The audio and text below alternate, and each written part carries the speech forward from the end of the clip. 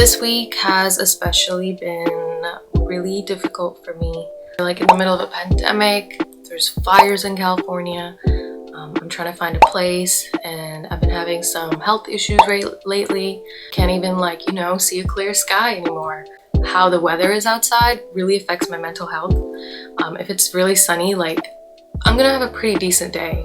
An orange sky for 2 days straight was just like the most apocalyptic, scary, ominous. It was just really sad to see climate change taking over and what's really gonna happen in the next couple of years. And right now I'm in Bay Area in Emeryville, and we don't have any fires nearby, but what's happening is all of the wind is pushing the smoke from the other areas, the other counties, into ours.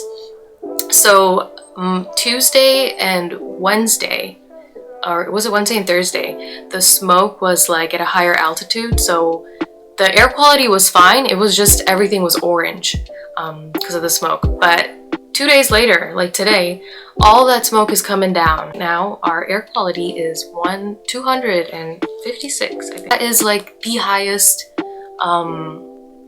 unhealthy air quality in the world right now. Yeah, other than that, it's really been a tough week for me.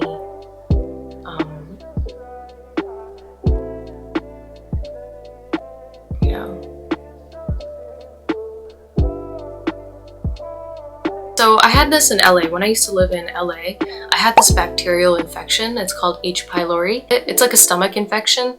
Deteriorates your stomach lining and leads to gastritis, ulcers, and stuff like that. And I think I got this in LA because I was eating a lot of fatty food and a lot of really oily, saturated fats and all of that. And I remember my tummy was hurting quite a bit. Last week, at the end of last week, my stomach started feeling really weird, just whenever I eat anything, and I kind of called up my doctor and and I did a couple tests, so I'm just waiting on those, but I think it might have been acid reflux or something. I don't know, maybe something I'm eating. I haven't been eating super healthy. I remember the day that my stomach started hurting, I ate Korean wings.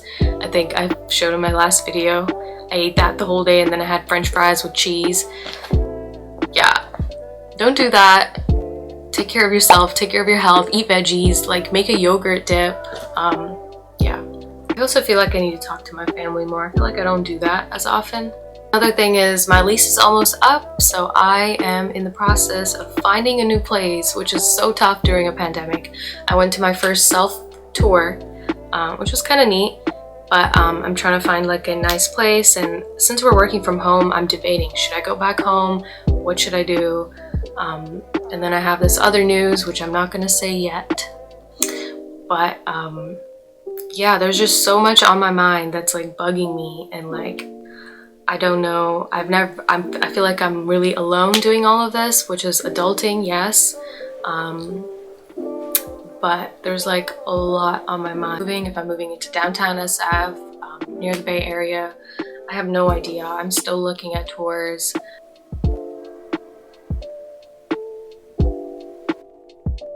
I'm gonna share a couple books that I've been reading. It's by Yoko Ono. This book is just made up of a bunch of poems and a lot of short excerpts. A lot of short excerpts. I put post-it notes wherever I find interesting quotes or things that I relate to, maybe things I want to make art about. This one's called Echo Telephone Piece. Get a telephone that only echoes back your voice. Call every day and talk about many things. Just some interesting things to leave you thinking. Good girls, very doctors. This was a book that I saw online, and I'm a super, I love supporting Indian authors, especially because we have such unique stories to tell, and obviously I relate to them. A bunch of stories by really powerful brown women, and there's a lot of essays in here, just the difficult truths about growing up and various experiences. and relationships between parents and their daughters. This is super cool. It's by Meera Lee Patel. Pretty much it's like a journal where you get prompts and you can start to write in them. So I started writing in some of these. Like, list 5 things that always and immediately bring a smile to your face. I guess I can share this. I wrote boba, chocolate cake, my boyfriend, malai kofta, color coordinated clothes, a great color palette, a nice butt. It's just like a really self-therapy book for me. This one says, write down 1 kind thing you did for someone else in the past 24 hours.